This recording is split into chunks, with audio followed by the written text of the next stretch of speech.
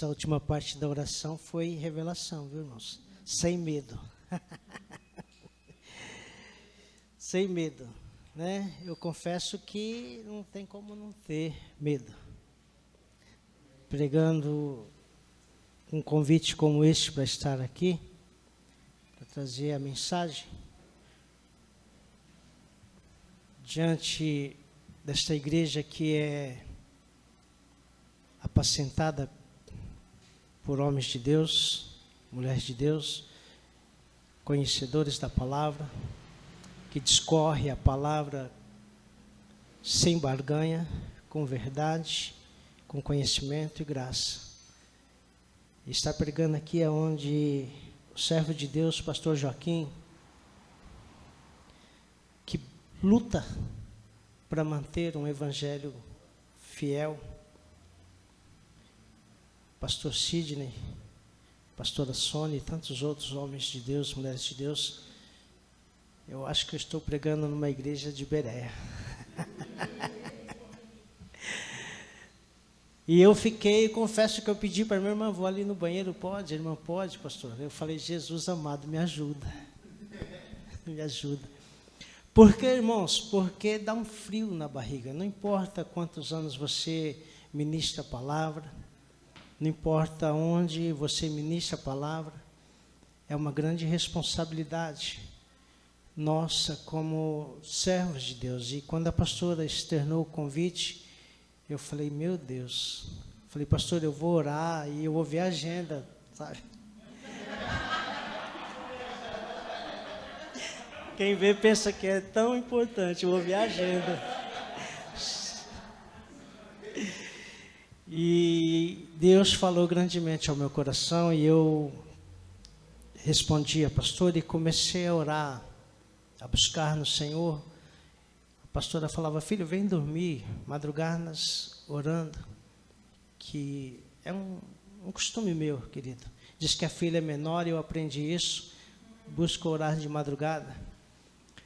E eu comecei a buscar no Senhor, falei, Senhor, nós vivemos aí um período da reforma, os 500 anos, que foi tão falado. E muitas coisas foram feitas, mas muitas coisas deixaram de se fazer do período para cá. E Deus falou ao meu coração, você tem deixado de fazer. Por que, irmãos? Porque nós muitas vezes queremos delegar ao outro aquilo que é para nós fazermos. Eu começo um culto calmo, depois, pastor, a senhora me põe para fora, tá? É porque, querido, não dá para nós falarmos de uma reforma. É lógico que nós vamos adentrar aqui sobre o que Martinho Lutero causou com relação ao impacto da reforma. Mas o que nós também deixamos de fazer com as nossas responsabilidades diante daquilo que lá atrás esses homens de Deus fizeram para nós hoje. Isso a igreja está sentindo. Nós estamos vendo aqui as crianças, como o pastor Ney mencionou, que são a igreja, que já é a igreja de hoje, que nós precisamos revestir e cobri-las de oração. Nós estamos vivendo um período agora, período das festas dos Halloween, e estão envolvendo as nossas crianças com essas coisas de adorações. O que é o Halloween? É uma adoração aos mortos, e muitos não entendem isso e deixam as crianças irem nessa festa e Satanás vem destruindo, como em João 10:10 diz, ele veio para matar, roubar e destruir. E como que ele faz? Desalicerçando um lar cristão, desalicerçando um lar, uma família, ele começa a minar dentro desta família. E é sobre isso que nós vamos estar falando exatamente hoje, daquilo que nós estamos deixando de fazer. Eu quero que você grave isso na sua mente, o que eu estou deixando de fazer, o que eu estou deixando de contribuir em prol do reino. É muito gostoso nós virmos à igreja, sentarmos, ouvirmos um bom louvor, ofertarmos, porque Deus tem suprido as nossas necessidades, como a irmã mencionou, mas não é só isso que Deus quer de nós. É muito mais, muito mais. Amém? Então, como nós vamos lembrar esse período da reforma? 504 anos da reforma. Já se passaram 4 anos. Durante esses 4 anos, você ouviu anos após anos, até chegar aos 504 anos da reforma. O que você fez em prol do reino? O que você deixou para trás para se enfiar? Vou dizer bem assim, querido, escancaradamente, se enfiar. Não adianta eu vir com palavras eloquentes para que você fale, o pastor Marcos fala difícil. Não, eu quero falar de uma forma que não estou chamando vocês de leigo, estou falando que nós precisamos entender o que Jesus iria falar para nós hoje, que ele pregava um evangelho simples para nós entendermos. Ele não vinha, como Paulo diz, com palavras eloquentes para que todo viesse ficar, não, é com palavras que nós venhamos entender, querido. Então, o que nós causamos de impacto de lá para cá? O que você deixou, o que você largou para dizer, eu aceito, Senhor, esse desafio? Como o próprio pastor Joaquim mencionou, ele largou um bom emprego em prol do reino. E eu falo, querido, não é fácil. Há 22 anos eu venho relutando com isso. E Deus já deu várias palavras de renúncia, de largar tudo em prol do reino. E eu fico, mas é Deus. Às vezes eu saio igual um doido. Falo, Senhor, usa quem o Senhor vai falar, para falar se é o Senhor mesmo que está mandando eu largar. E vou lá e tomo uma pancada na cabeça e volto. Meu Deus. Então Deus tem as suas multiformas de trabalhar conosco, e hoje Ele vai trabalhar com essa questão. É muito gostoso nós lembrarmos do que Lutero fez, do que os reformadores fizeram no passado, é muito bom, porque isso nos encoraja, não é, pastora? Isso nos traz, sabe, vigor para nós falarmos, se eles fizeram, nós podemos fazer. Não é pela quantidade, mas sim pela forma como você toma a ousadia do Senhor para a tua vida e vai. Então, quando nós olhamos para a história de Lutero, nós vamos ver que ele aceitou o desafio.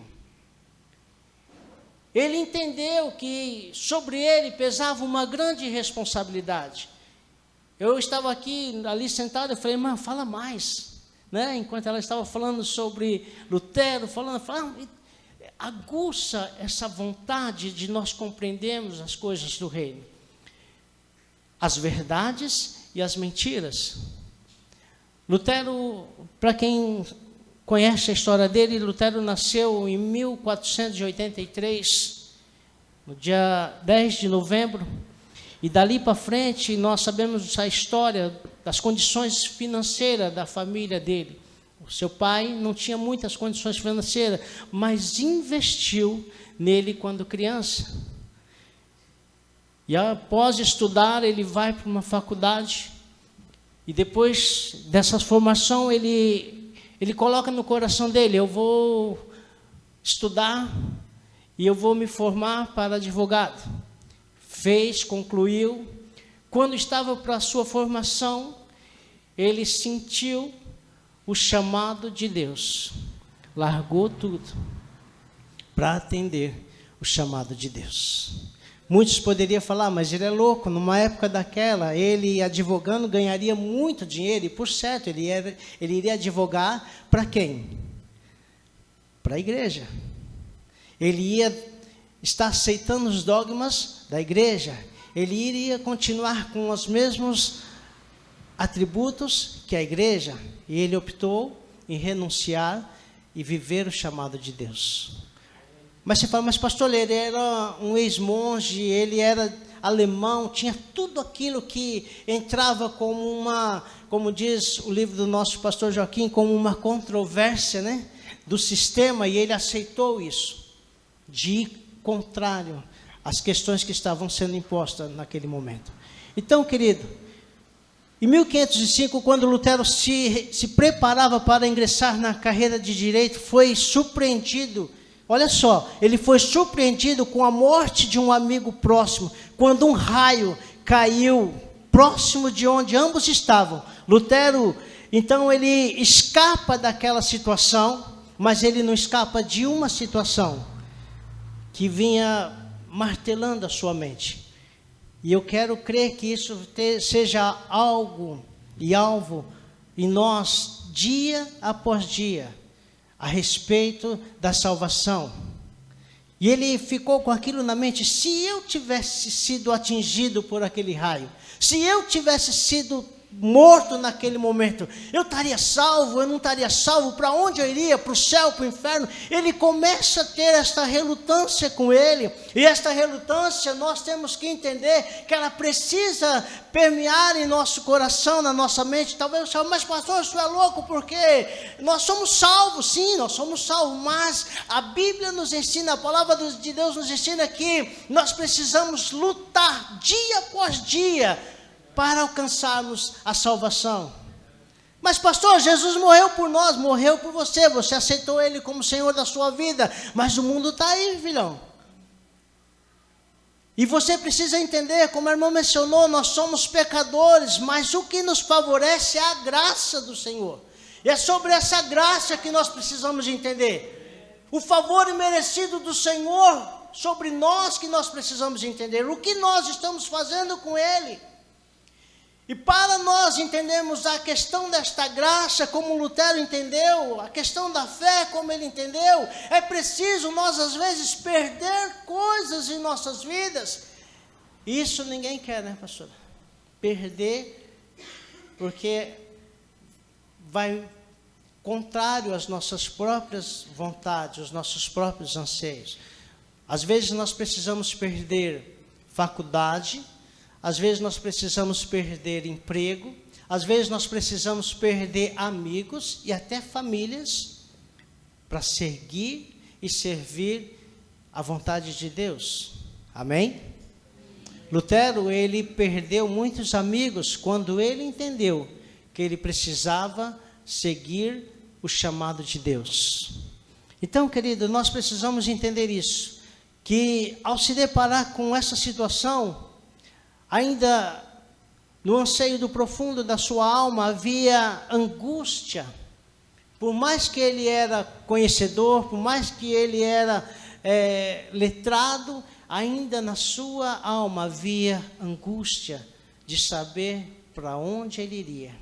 E nós, nos deparando com muitos nos dias de hoje, nós vamos ver que existe ainda uma lacuna na vida de muitos. Você pergunta para um camarada: mas se você morrer, você está salvo? Ele vai dizer: quem sabe é Deus. Vocês já ouviram isso? Quem sabe é Deus, se eu vou ser salvo ou não, se eu vou para o céu, vou para o inferno, eu não sei. Mas se nós temos que ter a convicção da salvação, como nós vamos jogar isso nas mãos de Deus? Se Ele já deu o Filho dele, Jesus, para morrer por nós na cruz, para pagar o peso dos nossos pecados, por que nós agora estamos aqui jogando essa responsabilidade para Deus, sendo que nós temos que entender a questão da salvação? Você não precisa passar pelo processo que essas pessoas passaram no passado e entender que quando Jesus ele se entregou pelo meu pecado e pelo seu pecado. Quando Lutero ele entende isso, ele começa então a entender o poder da graça do Senhor Jesus sobre ele. Amém? E aí, queridos, nós então nos deparamos no ano de 1507, onde ele foi ordenado a sacerdócio. Em 1507, ele então foi ordenado a sacerdócio. Aí ele começa a engrenar tudo aquilo que ele tem de conhecimento para passar. É lógico que ele teve algumas ajudas também para poder se engrenar neste chamado. Quem não precisa de ajuda? Quem não te ajudou, pastor Ney, no tempo de conflito ali no seminário? Eu mesmo chamei meu pastor, falei: pastor, essa coisa de seminário é coisa de doido, eu não quero ficar doido não, estou indo embora. Estou indo embora, pastor. Que eu estou vendo aqui essas coisas que eu nunca nem vi sendo pregada. Isso aqui pode. Ei, querido, isso é só o começo da situação. Fica firme aí. É só o princípio. É só o princípio. E eu falando: mas esses homens não é crente, eles estão aí ensinando o quê? Homens sabe, cheios da graça e do conhecimento, mas confrontando para ver se realmente nós tínhamos ou não o chamado de Deus para estarmos ali. E assim, essa relutância teve com Lutero. Então, queridos, em 509 graduou-se como bacharel em teologia, e eu falo que ele pirou mesmo, ficou mais maluco do que era. Bacharel, quem sabe? Começou a aprender coisas e absorvendo coisas. É aí que então entra a questão de que Lutero ele começa a entender: eu preciso fazer alguma coisa em prol do reino. É muito bom nós termos amigos, mas é muito bom você confrontar, não afrontar, entenda, confrontar, diferente de afrontar os seus amigos. Porque se ele é amigo verdadeiro, ele vai parar para te ouvir e vai aprender com você. Porque você está confrontando práticas que não são verdades da palavra. E Jesus disse: aquele que ama o mundo mais do que a mim, não é digno de mim. Tem muitas pessoas que não querem abrir mão de coisas, de amigos, de emprego, para atender ao chamado do Senhor. Como a irmã disse, Deus supriu todas as minhas necessidades. E esse é o Deus que nós servimos, amém? Amém. Deus não vai deixar faltar nada. Você viu algum pássaro caído na rua, com fome, esbugalado? Não. Porque Deus tem suprido aos pássaros, imagina nós que somos filhos. Por isso precisamos entender, querido. E aí Lutero, então, ele começa a estudar e ensinar a Bíblia, partindo das línguas originais, o hebraico, o Antigo Testamento no grego e no Novo Testamento. 2 livros que chamaram a atenção de Lutero, Salmos e Romanos. E eu falo que é um dos livros mais confrontantes que nós temos que ler como os cristãos. Porque ele vai nos confrontar o nosso caráter cristão, ele vai nos confrontar o nosso caráter de esposo, de pai. Sabe, cada vez mais Paulo vem trazendo mensagem para nos confrontar. O que nós estamos fazendo sentados nessas cadeiras? Lutero, ele começa a estudar, ele começa a entender isso. Ele começa, então, a discorrer, através desses 2 estudos, aquilo que a palavra vem trazendo. Faltava alguma coisa para que Lutero se sentisse em paz. Ele ia entender quem ele era em Cristo Jesus.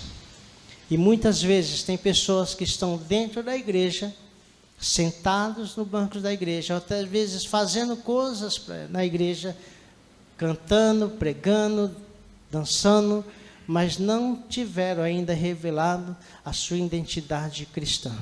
Não porque Cristo está deixando a desejar, mas porque ela não entendeu a questão da posição dela em Cristo Jesus. E isso, queridos, tem sido um grande problema para a igreja nos dias de hoje.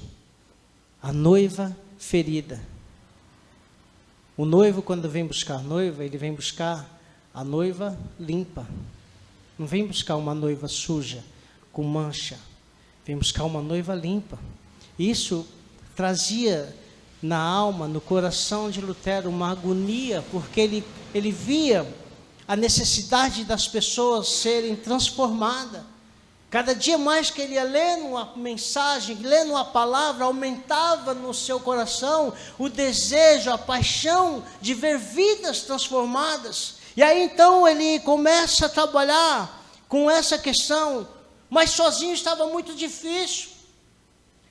Até que ele recebe a ajuda de um amigo. E esse amigo, então, ele começa a entrar em cena. Vocês sabem o nome deste amigo que ajudou Lutero, de primeira mão?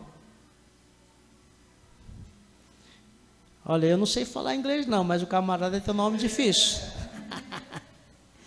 Staupitz. É isso, pastor? Estou certo? Esse camarada, ele viu em Lutero uma necessidade tão grande de aprender mais e mais, que ele então falou, peraí, querida, eu vou te ajudar. E começa os dois a caminharem junto, começa os dois a estudarem junto. E aí ele começa a entender de forma bem ampla a respeito da palavra de Deus. Para alguns, Lutero foi um perturbador. Para outros, Lutero foi um ajudador. Um perturbador porque ele ia desconstruir. O que é a reforma? Para reformar tem que fazer o quê? Tem que derrubar, querido. Por isso que alguns viam Lutero como um camarada que estava desestruturando a igreja, tirando da igreja a paz que a igreja tinha. Mas não.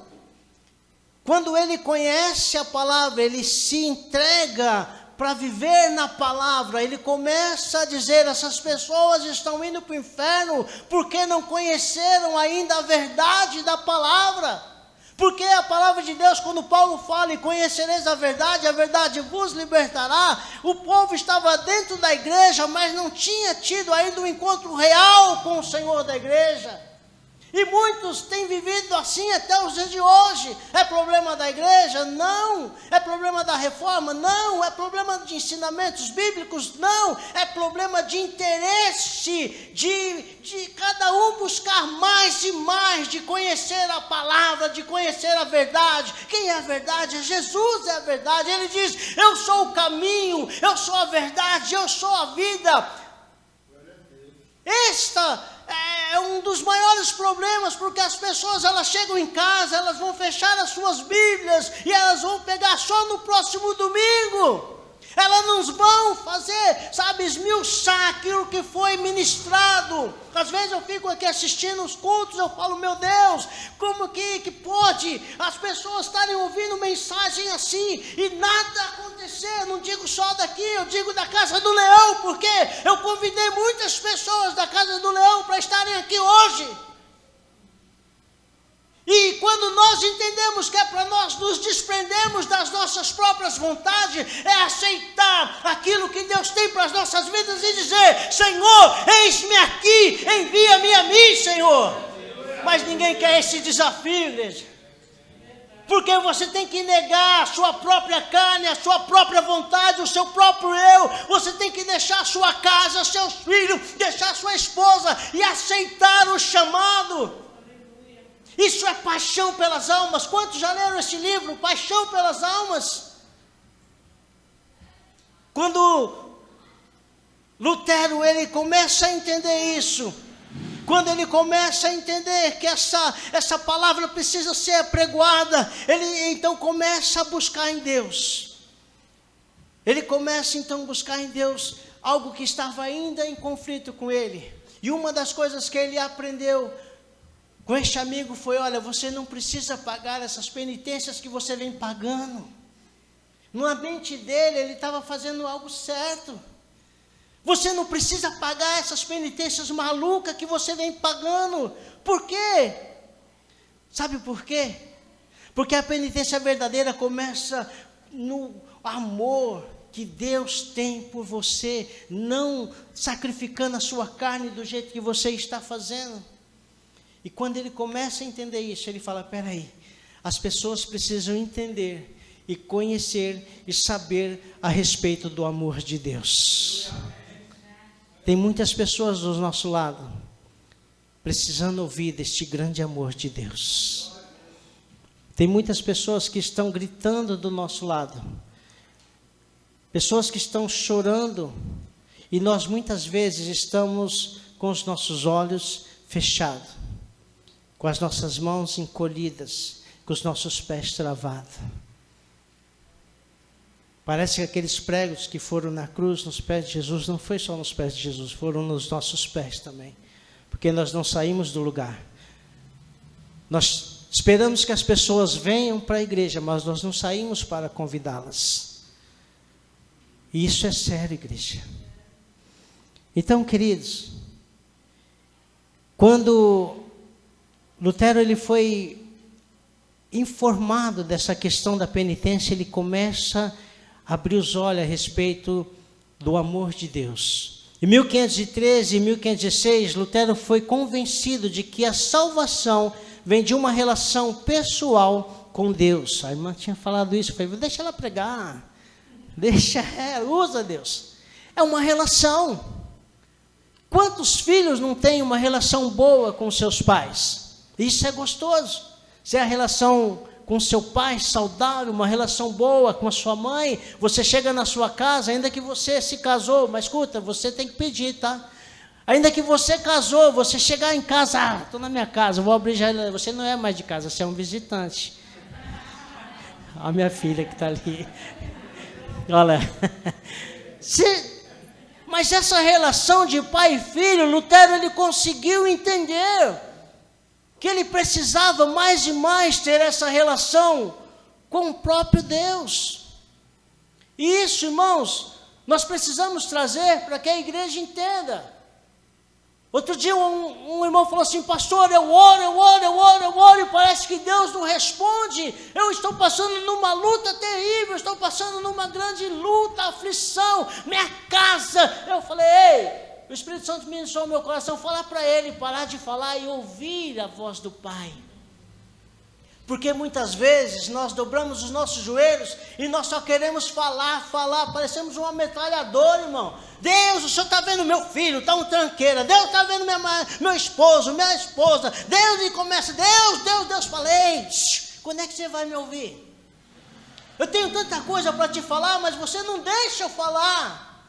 Lutero não, ele parou para ouvir a voz de Deus. E quando ele ouve a voz de Deus, ele começa a entender relacionamento de pai e filho. Amém? É muito bom nós ouvirmos os nossos pais. Não importa se você é casado, se você é solteiro, se você tem 20, 30, 40. Eu falo sempre, com 99,9999 eu ainda continuo sendo o pai dos meus filhos. Eu não me intrometo na vida deles. Mas eles vão ter que me ouvir quando eu entender que estão algumas coisas que precisam pôr no lugar. E as minhas noras são as minhas filhas. E às vezes ela fala, sogro, você pegou pesado. Porque é amor. Lutero entendeu isso. Ele precisava sentir este amor de Deus para com a vida dele. E aí, queridos, ele entendeu que não por méritos próprios, nem por diversas obras, mas através da plena confiança nas promessas graciosas de Deus, ele precisava mais e mais viver a vontade de Deus. E aí, desse momento para cá, ele então entende que outras pessoas precisavam ouvi-lo, mas momento antes, ele pega e vai de confronto com aqueles reformadores, aqueles homens que pregavam o evangelho, que para muitos era verdade, mas quando ele conheceu a verdade, ele falou, eu preciso combater essa mentira através da verdade, que é a palavra. Amém? Essa é a verdade, a palavra. Por isso que a Bíblia diz, se apresentarem outro evangelho que não seja o evangelho de Cristo, é anátema. Porque Jesus, ele diz, eu sou o caminho e a verdade. Se apresentarem uma outra coisa que não seja a verdade de Cristo, foge. E aí ele começa então a trabalhar para que as coisas acontecessem. Então neste período começa essa revolução. Ele começa a ir contra os dogmas da igreja. E quando ele então começa a pôr o dedo na ferida, escute, talvez hoje você não vai saber mais o que é isso, mas nós entendemos bem o que é isso, né, pastora? Passar o metiolate do verdadeiro na ferida que está sangrando. Era só Jeová para poder me segurar, querido, que eu dava um pinote. Quando eu via minha mãe com o vidrinho assim, eu falava, o quê? Oh, mãe, tá bom. Por quê, irmão? Mexer na ferida dói. Colocar o dedo na ferida dói, é como se falar, olha, vem aqui, você está vendo o que você está fazendo, o Senhor não está aprovando as suas atitudes, as suas ações, então você precisa voltar para Ele, para que Ele entenda que você reconheceu como filho que precisa estar sempre na presença do Pai, e quando nós estamos em caminhos tortuosos, nós estamos longe da presença do Pai, fugindo da presença do Pai. Lutero começa então a confrontar essas práticas, esses dogmas, essas indulgências. Ele fala, eu não posso aceitar essas coisas, eu não posso ver os meus irmãos morrendo, eu não posso ver a igreja sofrendo como está sofrendo, eu preciso alertá-las de que a verdadeira palavra está aqui nas Escrituras Sagradas. Vocês não precisam pagar pelo seu ente querido que já morreu, ele não vai sair do purgatório, ele não vai ressuscitar dessa forma. Você não precisa pagar, porque um homem chamado Jesus pagou um alto preço por nós. Amém? O nome dele é Jesus, e ele olhou para mim, olhou para você, e ele viu graça em mim, ele viu graça em você, ele apostou em você, ainda que muitos olhassem para você e dissessem, esse não vai ser nada, não vai dar nada, não vai fazer nada. Deus falou, ei, você está mexendo com aquilo que é meu, não põe a mão naquilo que é meu, porque eu estou aqui, e eu cuido do que são meus. Aleluia. Escute o que eu vou te dizer. Quando ele vai então de confronto com essa situação, ele começa então a arrastar um monte de pessoas também que começam a desejar a morte dele. Coloca alguém honesto lá em Brasília, você vê quanto tempo ele dura. Nós estamos vivendo uma guerra política, mas ainda tem pessoas boas lá dentro. Mas e o papel da igreja? É orar. É orar. Para que Deus abra os olhos desses gananciosos. É orar pelas nossas nações. Não é só o país, o Brasil, que está num caos, não, querido. As nações estão gemendo. Quando o pastor Joaquim voltar, pergunta para ele, senta 5 minutos, se puder, com ele. Fala aí, meu pastor, como é que o senhor está? Como que está o teu coração? Como que está a tua inquietação diante daquilo que o Senhor pôde ver lá fora? Porque a Bíblia diz, quão formosos são os pés daqueles que anunciam o Evangelho.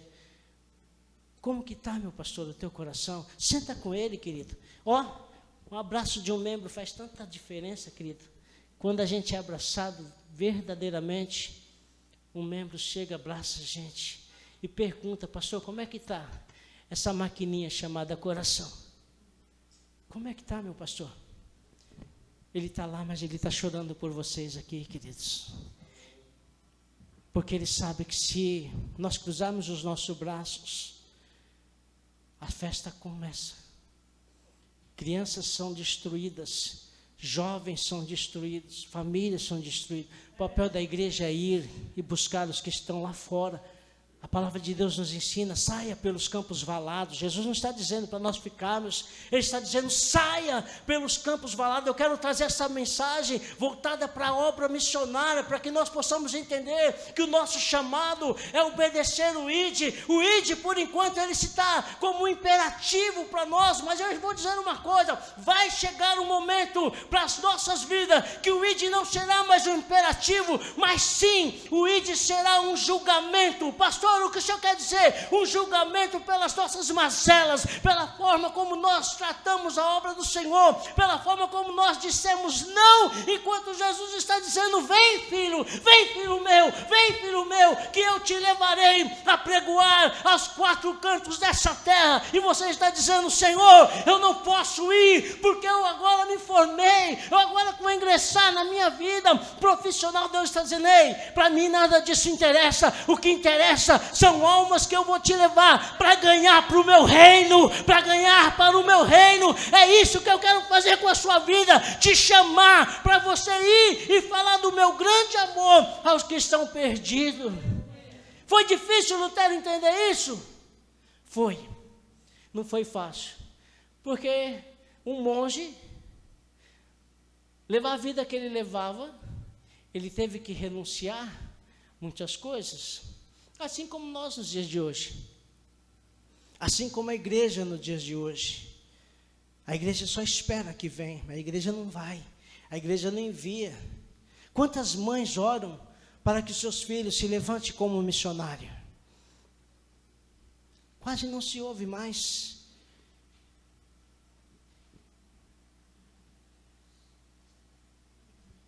Então, queridos, é uma chamada. Pastor, eu estou sem relógio. Quando vê, faz assim para mim, por favor. Oh, querido, obrigada. Aleluia, ó. Levanta a cabeça, servo. Ó, mas eu estou sem óculos.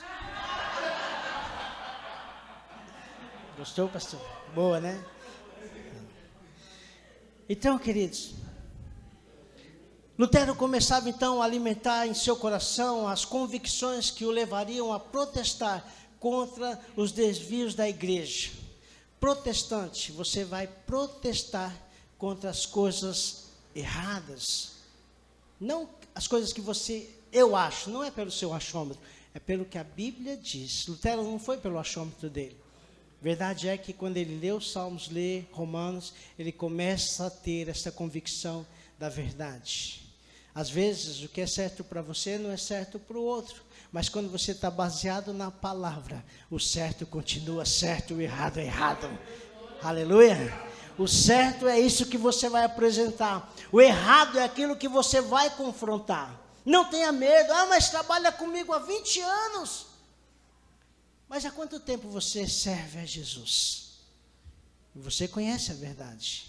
Você sabe que a verdade liberta. E a verdade que você vai apresentar é a verdade que liberta, a verdade que cura, a verdade que transforma, a verdade que batiza, a verdade que limpa, a verdade que leva para o céu. Amém? Essa é a verdade. Jesus disse, eu sou o caminho, a verdade. Quando Lutero, ele entra nesse confronto, ele começa a ganhar inimigos, mas ele não está nem aí. A preocupação dele é os que estão morrendo sem Deus, morrendo no erro, morrendo na falta de conhecimento, e ele começa a trazer a clareza daquilo que Deus tinha para aquela igreja, para aquele povo, e ele começa então ali a trabalhar, fazer essa evangelização, mostrando para as pessoas, ei, você precisa ser liberto, você precisa ser transformado. Verdade é que as pessoas, quando vê Lutero se levantando para pregoar a verdade, todas vão a ele com a sua alma, todas desejosas em serem saciáveis pela verdade, porque eles estavam achando que estava na condição certa, no caminho certo. E quando eles entendem, olha, Deus levantou um homem para que a palavra seja pregoada, a palavra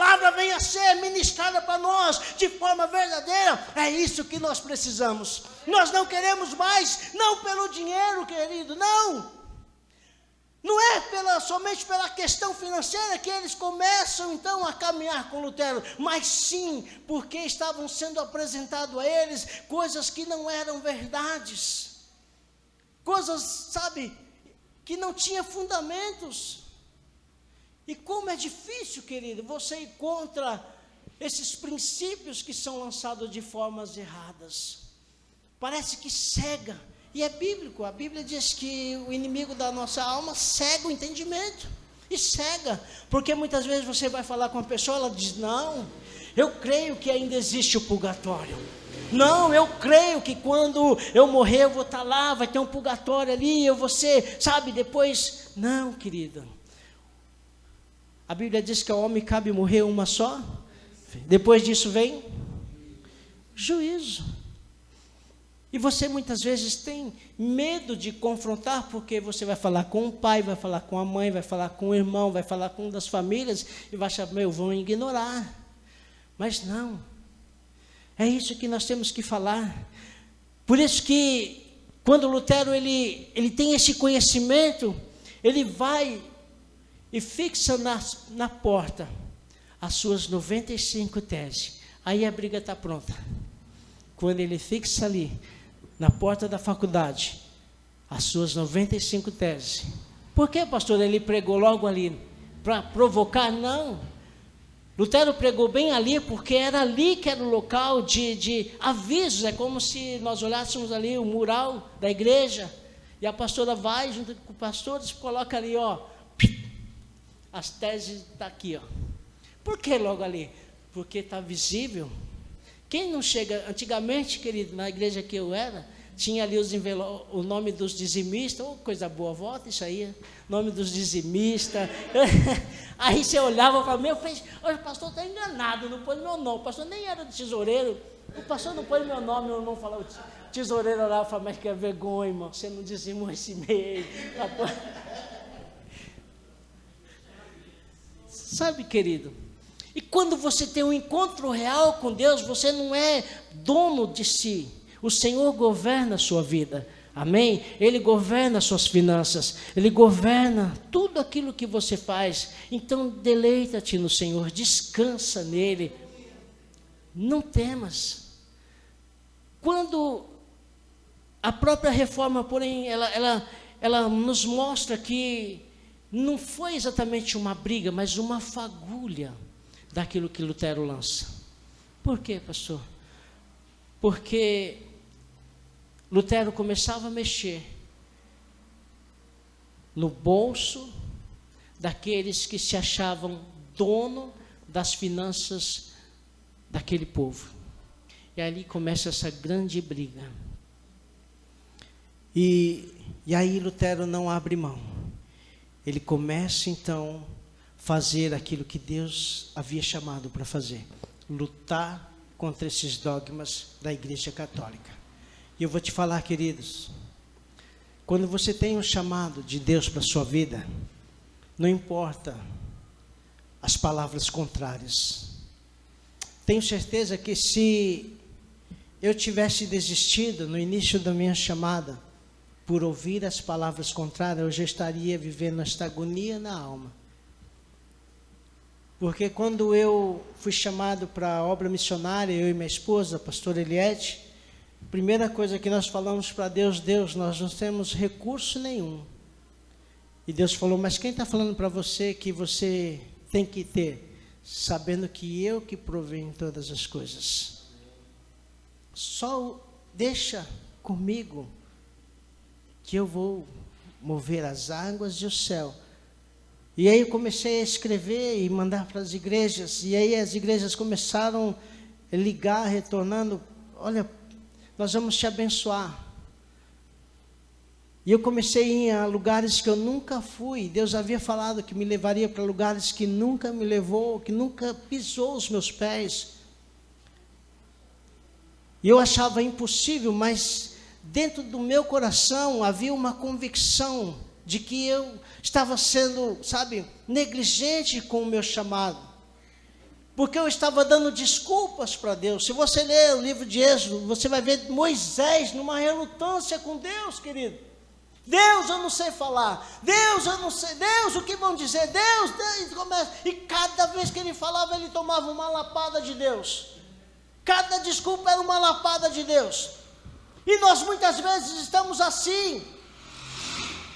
Quando foi para a minha viagem missionária, minha segunda viagem missionária para Rio Grande do Sul, para Viamão, eu comecei a falar com Deus, mas eu não tenho nem o dinheiro para chegar até lá. Deus fala, mas não estou preocupado com isso. Deus, mas eu não tenho blusa para ir para lá. Deus, também não estou preocupado com isso. Deus, eu nem sei falar a língua que eles falam lá direito, Senhor. Eu também não estou preocupado com isso. Eu só quero que você se posicione naquilo que eu mandei você posicionar-se. Se você obedecer, você vai ver o que eu vou fazer naquele lugar. Querido, eu aceitei juntamente com outros missionários. Nós tivemos ali 15 dias, todo dia, era mais de 150 almas se rendendo a Cristo, todos os dias, vidas, nós saíamos de manhã para evangelizar, casa em casa, casa em casa. Querido, cheguei numa casa, a mulher falou, ei, você mesmo é crente? Somos, sim, somos, senhor. Então vem aqui, vem orar, o meu filho está aqui na cama, ó como ele está todo empipocado, a boca não fala, ele não anda direito, vocês são crentes mesmo?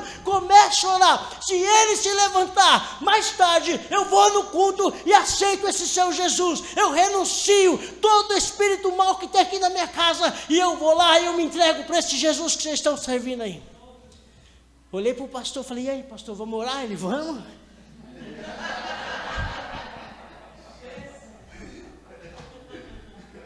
Vamos. Então o senhor põe a mão. Aí ele, não, meu Marcos, põe a mão, você é melhor. Eu fico aqui. Aí nós começamos a orar, querido. Deixa eu te falar uma coisa. O primeiro confronto que nós tivemos foi o recado do padre, dizendo, olha, vocês vieram perturbar a cidade. Porque ele estava vendo a conversão de vidas todos os dias. E nós viemos embora, mas um missionário, um casal de missionário, ficaria no lugar. E todos os dias, e quando nós oramos pelaquela criança, nós falamos, Senhor, essas vidas precisam de Ti. Nós viemos trazer a palavra que é verdade, nós viemos trazer a palavra de cura, a palavra de renovação, a palavra de salvação. Se o Senhor não tem nada, Senhor Deus, de cura, mas uma coisa o Senhor tem é a cura da alma. Senhor, cura e leva. A mulher regalou o olho assim e falou, você está pedindo para o meu filho morrer? Eu falei, não, estou pedindo para Deus tratar do jeito que tem que tratar. Começamos a orar. Quando foi à noite, no culto à noite, que nós não tínhamos salão, é tenda que nós montamos. Quando nós montamos na tenda, nós estávamos na tenda, louvando o Senhor, lá vem aquela mulher com o filho, e a nora e o esposo. E eu comecei a glorificar e exaltar o nome de Jesus. Queridos, é isso que Deus quer. É isso que Deus tem para as nossas vidas. A própria reforma, porém, foi a fagulha necessária para incendiar o povo que ansiava por um líder que desse alento às suas almas e também aliviasse o bolso comprometido. Oh, meu querido, olha, seu galardão já está dobrado. Ainda, aleluia. Agora não tem desculpa para atrasar o culto. Então, querido, aquele povo ansiava por um líder, para que eles entendessem a verdade da palavra. Sabe o que eu quero te dizer? Que Deus está trabalhando no seu coração. Não antecipa o tempo de Deus. Deus está trabalhando, te formando, para você obedecer o ID dele. Mas o que Deus está dizendo é, se posicione naquilo que eu estou falando com você. Renuncie à sua própria vontade, o seu próprio eu. Renuncie àquilo que você acha que é sua âncora. Às vezes nós seguramos ali na cadeira onde nós trabalhamos o computador e falamos, não, é meu, isso aqui é meu, ninguém vai tomar meu lugar, eu vim para cá, eu fico, é meu. Não, Deus está dizendo aí, não é seu. Confia no Senhor Jesus de toda a tua alma, diz o Senhor. Você não nasceu ali. E eu quero dizer para você, não é uma relutância só sua, é uma relutância minha. Verdade é que os amigos da empresa começaram a dizer, pastor Marcos, o senhor está igual Jonas. Eles nem sabem quem é Jonas, mas estão falando que eu sou Jonas. Às vezes eu preciso explicar para eles. Ele fala, mas ele chega de canto e fala, mas quem é Jonas, pastor? Mas eu sei que o senhor está igual ele está. Porque o Correios está afundando. Tiraram os convênios, mexeram no valor dos tickets, estão mexendo no salário, estão mexendo. E o senhor está aqui ainda, fazendo o quê? Aí eu falei, Deus, se o senhor está falando também, fala comigo no culto que eu vou. Fui num culto e Deus falou, ei, não está ouvindo a minha voz? O meu chamado? Nem tanto esses dias eu liguei para o pastor, falei para a Esther, está ali minha Esther, meu genro, casado, novo, já podem ir na casa dele estrear xícaras novas, tomarem café lá. Tá. Falei para ela, filha, no meu coração, no coração da sua mãe está ardendo por missões. Pai, mas vocês acabaram de comprar um apartamento. Eu falei, então, filha, tá a chave, está aqui, quem chegar fica. Nós vamos orar e ver o que Deus fala durante esses dias. Liguei para o pastor, falei, pastor, faz a minha inscrição aí da minha esposa para esse projeto missionário. Nós vamos ficar lá na Paraíba no mês de janeiro. Falei, faz as nossas inscrições. Ele, o quê, pastor Marcos, vocês vão vir mesmo? Vamos. Nós vamos levantar recursos e nós vamos. Porque está ardendo no nosso coração. As vidas, quando a Esther veio de lá, ela falou, pai, eu precisava ver quantas vidas estão, sabe, vivendo sabe, numa sequidão terrível. O Senhor vai ver, Pai, que jovens são ali levantadas para prostituírem. Você vai ver, Pai, que famílias estão, sabe, vivendo sem nenhuma perspectiva de vida. Você pergunta para uma jovem de 15, 16 anos quais são as perspectivas de vida dela em relação ao futuro. Ela vai falar, eu não sei. Porque ela vive só o agora, e esse agora que ela vive é um viver, sabe, debaixo de um jugo, debaixo de uma miséria. E eles aceitam isso porque ninguém se levanta para falar, olha, nós temos um Deus que pode transformar todo esse caos, toda essa situação em vida branda para vocês. E a igreja, ela precisa entender isso, irmãos. Muitas vezes nós estamos tão preocupados com as nossas vidas, sabe, com o nosso fazeres aqui, nós estamos se esquecendo de que homens estão sendo levantados para ir fazer essa obra missionária, preparando para nós. Já tem uma equipe lá, queridos, trabalhando. Quando nós chegarmos lá, nós já vamos só ser instruídos para onde nós vamos, o que vamos fazer. Mas tem gente lá que abriram mão dos seus afazeres aqui, largaram suas casas, seus empregos, mas já estão lá.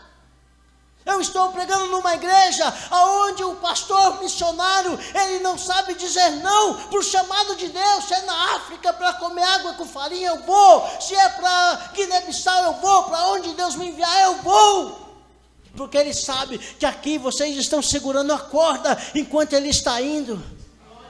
Ele sabe que Deus vai prover. Talvez você fale, pastor, mas é difícil porque nós estamos vivendo na dependência de oferta, na dependência de alguém abençoar. Deus vai levantar pessoas para abençoar, para ofertar. Enquanto essa igreja estiver de porta aberta, as portas do inferno não prevalecem contra a igreja do Senhor. Essa igreja foi chamada para fazer a diferença na obra missionária, para ir obedecer o ídolo do Senhor. Não importa, querido. O que nós precisamos entender, que assim como Deus honrou a vida de Lutero, Ele vai honrar a sua vida, vai honrar a sua vida, vai honrar a sua vida, vai honrar as nossas vidas, se nós permanecermos firmes na palavra. É na palavra, obedecendo a palavra, vivendo a palavra, andando na palavra. Deus vai nos honrar, querido. Sabe por quê? Nós não estamos olhando para as nossas próprias vontades, para os nossos próprios fazeres, mas sim para aquilo que Deus tem nos chamado a fazer. Quando Lutero ele entende isso, ele fala, eu preciso desestruturar isso tudo e reestruturar aquilo que Deus tem para a igreja nos dias de hoje. Como a irmã disse, se nós estamos aqui, é porque lá no passado, alguém aceitou os desafios.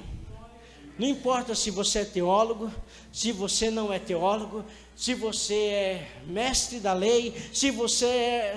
Não importa a sua formação acadêmica, não importa o seu grau de intelectualidade.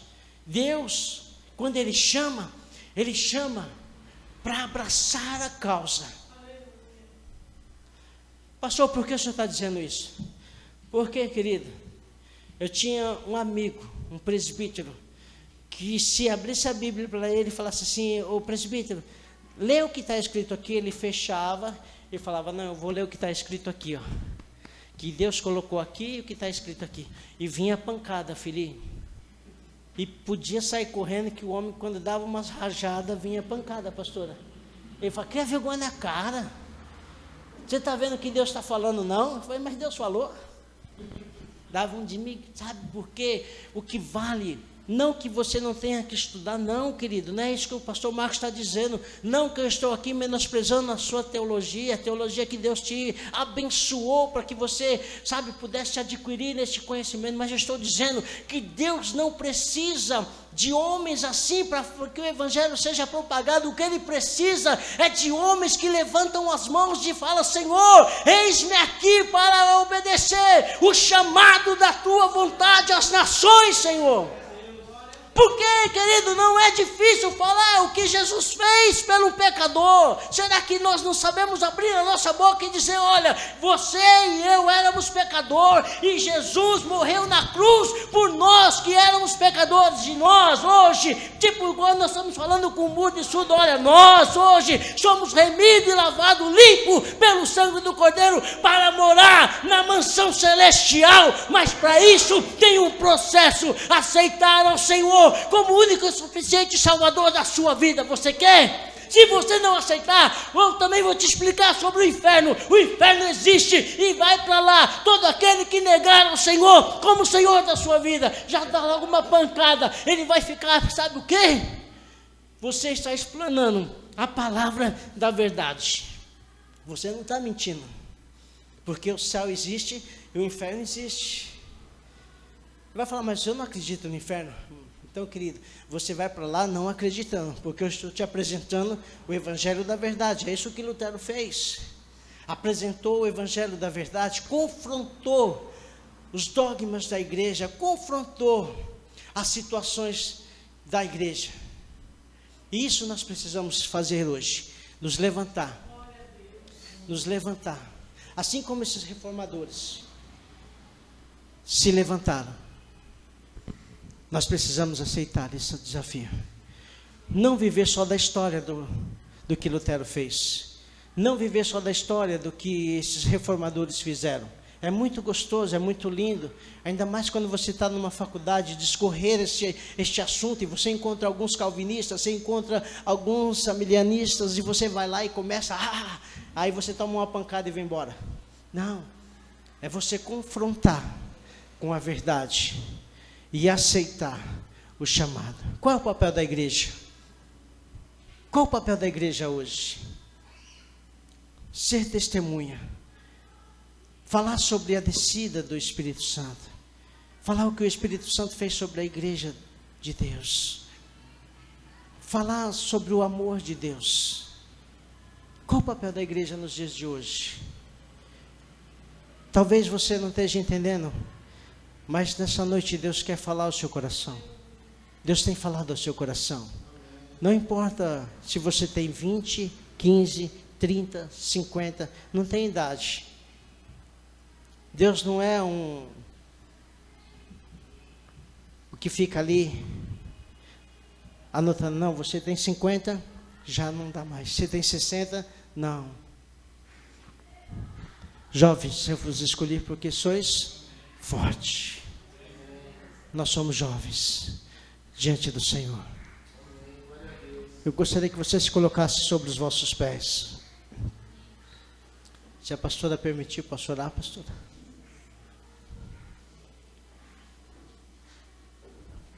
Pastor, o que eu faço para entender o meu chamado? Nessa noite, coloca a mão no teu coração. O que é que tem te prendido a obedecer ao chamado do Senhor?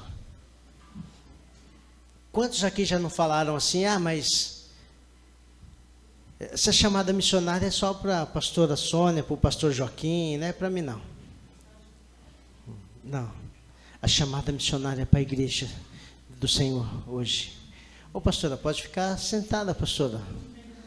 Pode ficar. E eu quero que você coloque as mãos no seu coração. Que você fale com Deus. Talvez você fale, Senhor, eu tenho tentado me aperfeiçoar cada dia mais, andar, Senhor, como o Senhor quer que eu esteja na Tua presença, mas tem sido tão difícil, Senhor. Eu tenho vivido este confronto comigo mesmo, Senhor. E Deus está dizendo, ei, não estou chamando capacitado, porque eu capacito. Eu estou só te chamando. A você cabe só obedecer. Talvez você fale, mas Senhor, eu não tenho condições financeiras, Senhor, de ir. E Deus está dizendo, sou eu que supro as suas necessidades. Sou eu que toco no seu coração de uma forma especial, para você entender que vidas estão perecendo lá fora. Vidas estão sendo ceifadas. Nós precisamos lutar contra as práticas que estão sendo lançadas no nosso país. O islâmico está cada vez mais buscando, trazer pessoas para si. E nós precisamos lutar contra tantas coisas, o sincretismo dentro da igreja. Talvez você fale, mas pastor, a igreja não cobra indulgência, mas a igreja quer barganhar. Dá o seu dízimo e Deus vai te dar. Não, que você tem que ser obediente à palavra, saber que a prática de dar e entregar o seu dízimo é a obediência da palavra. Você não precisa fazer um voto, que vai te prejudicar lá na frente, para você falar, bom, eu fiz um voto, Senhor, agora o Senhor cumpre, faz o seu, me dá um bom emprego. Deus não pediu isso. O que você precisa entender é que Deus está te chamando para tão somente ser ouvinte, praticante da palavra e obedecer ao ID. Talvez você fale, mas Deus, eu acabei de comprar a minha casa, acabei de comprar o meu carro, eu agora estou me estabilizando financeiramente. Deus está dizendo, ei, obedecer a minha vontade, ao meu chamado, é obedecer a minha voz, é renunciar o seu eu, renunciar a sua vontade, renunciar aquilo que você acha que te prende para servir ao Senhor, obedecer ao Senhor. E Deus está dizendo, eu estou te chamando para você obedecer a minha voz. Eu quero que você essa noite reflita sobre isso, e que essa palavra venha arder no seu coração, que essa palavra venha arder no seu coração, que você compreenda o que a palavra de Deus diz, porque isso impactou o apóstolo Paulo. Porque que o apóstolo Paulo ele vai dizer, sou devedor tanto a gregos como a bárbaros, tanto a sábios como a ignorantes, de modo que no que depender de mim, estou pronto para anunciar o evangelho também a vós que estáis em Roma. Paulo, aqui no capítulo 1, versículo 14 em diante, o apóstolo Paulo vai dizer, eu sou devedor, porque ele compreendeu o que Cristo fez com ele. Ele compreendeu que através da palavra que tocou na vida, na alma dele, ele era devedor de Cristo a propagar a palavra do Senhor, para que outros fossem salvos da mesma forma. Quando ele fala, olha, eu vim para pregoar aqui para os gentios, ele está dizendo para todos aqueles que estão necessitados de ouvir a mensagem da verdade, a mensagem da salvação. É isso que nós precisamos entender, porque o apóstolo Paulo diz claramente, de modo que no que depender de mim, fala nessa noite, no que depender de mim, aleluia, oh aleluia, Deus é maravilhoso, queridos. No que depender de você, Deus há de fazer para que a mensagem da salvação seja pregoada. Senhor Deus, obrigado, Jesus, por tudo aquilo que o Senhor tem feito nas nossas vidas, Pai. Obrigado, Senhor, por esta igreja, Senhor Deus, que não tem abaixado a cabeça. Obrigado, Senhor, porque ela não tem aceitado nada que não venha de Ti, Senhor. Obrigado, Senhor, porque o evangelho aqui apregoado é o evangelho que cura, que transforma, é o evangelho que liberta. Obrigado, Senhor, porque eu sei que nesta igreja o Senhor tem enviado homens de Deus, mulheres de Deus, a pregoar a Tua palavra, Senhor. Palavra esta, Senhor, que tem caído, Senhor, em muitos corações e tem transformado as vidas. Obrigado, Jesus, pela vida do pastor Joaquim, Senhor, que está, Senhor, envolvido com comprometido com esta obra missionária. Guarda o teu filho, Senhor, abençoa o teu servo, Pai querido. Eu creio, Senhor, que quando o teu servo está obedecendo ao chamado da tua palavra, o Senhor vem cuidando da casa do teu filho, o Senhor vem cuidando da esposa, dos filhos, da família do teu servo. Obrigado, Senhor, pelo cuidado que o Senhor tem tido com esta família Ágape. Obrigado, Jesus, pela vida do pastor Ney. Obrigado, Senhor, pela vida do teu servo, que buscou, Senhor, conhecer mais e mais a tua palavra, se aprofundar na tua palavra. Quantas noites, Senhor, o teu filho ficou acordado estudando a palavra, para que hoje, Senhor, ele apregoasse, Senhor, essa mensagem da salvação de forma tão forte que cai em coração e cai, Senhor, e começa a ser trabalhado para que vidas sejam sendo salvas. Obrigado, Senhor, pela vida da pastora Sônia. Abençoa grandemente a tua filha. Coloca as tuas mãos, Senhor, sobre a vida da tua filha, Pai querido. Oh, Senhor, eu peço a ti, cura, oh Deus amado, cura, Senhor. Oh, papai querido, abençoa grandemente esta igreja, Pai, em nome do Senhor Jesus. Pai querido, oh Senhor, meu Deus, dá-nos, Senhor, compreensão desta tua palavra. Dá-nos, Pai, graça para que possamos prosseguir cada vez mais. Abençoa, Jesus querido, a família Casa do Leão. Toma nas tuas mãos a minha vida, a vida da pastora Eliette.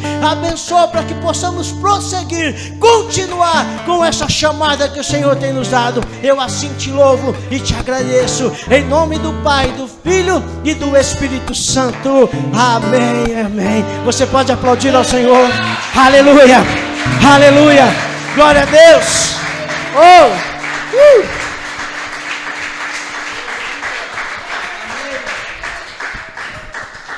Amém, queridos. Pode tomar os vossos assentos, pastor.